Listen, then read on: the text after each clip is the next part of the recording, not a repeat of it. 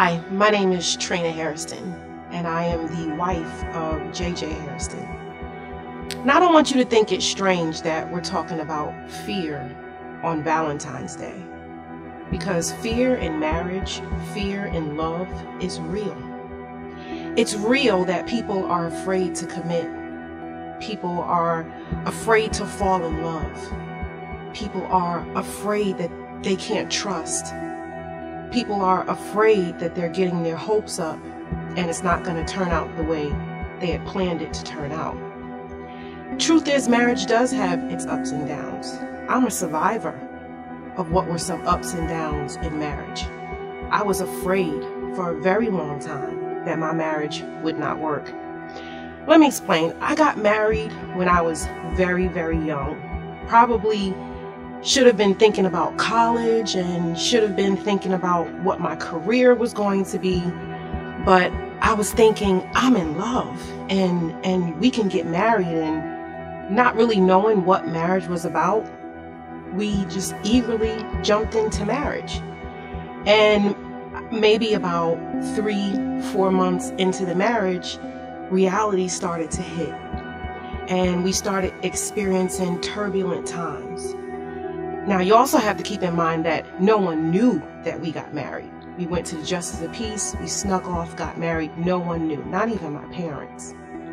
So reaching out for help was something that I just felt like I could not do, and I was afraid. Here I was, young and afraid to admit, number one, that I had maybe made a mistake, and then afraid to ask for help. Well, as life goes on, of course, people started finding out.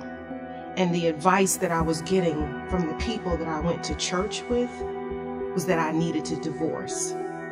But oh wait, the same God that we sing about, the same God that we praise and we say can heal cancer and heal diseases, heal sicknesses, he couldn't help my problem in my marriage.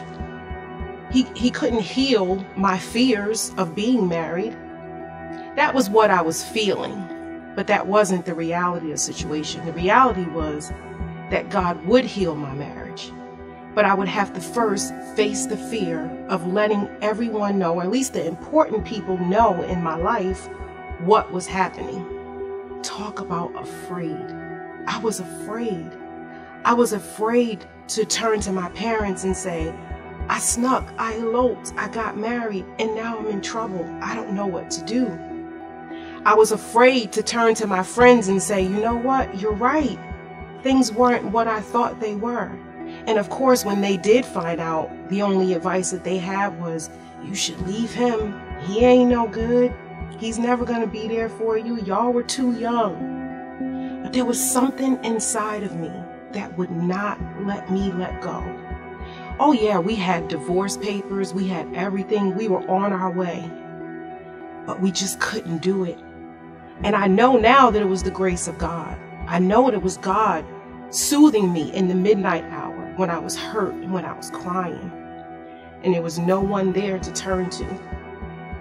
I know it was God who held me in his arms, shaking, paralyzed to leave my room, because I felt like if I had to leave my room, I had to face the reality of what my marriage was going through. So there I would lay in my bed and just praying and crying all night long. And believe it or not, it was in those midnight hours that God was fueling me.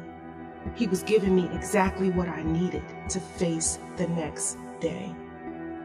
I know this message is for someone out there. I know that Valentine's Day is not a happy day for everyone.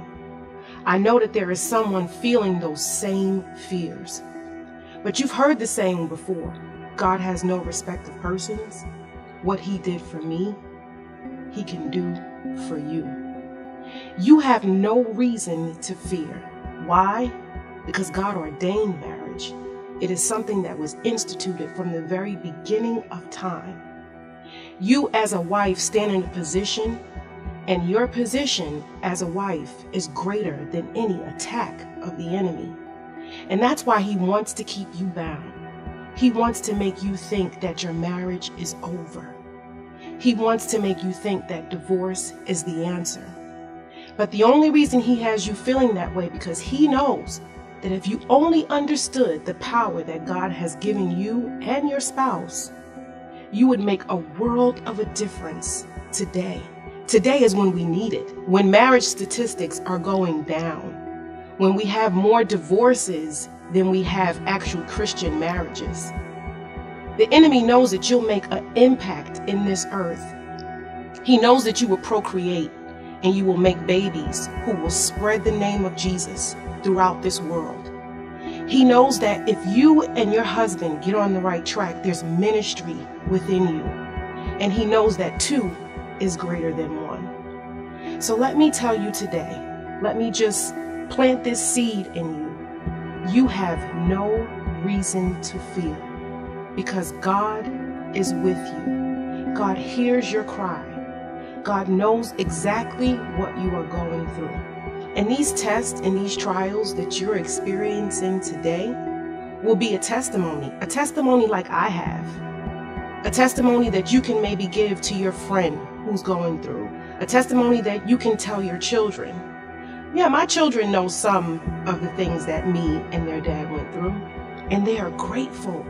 I had my son tell me maybe a year ago that he was happy that we stayed together because it made a difference in his life.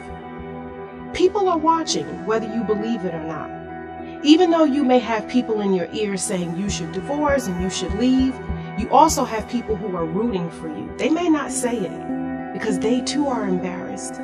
They too are feeling those same feelings that you felt and that I felt.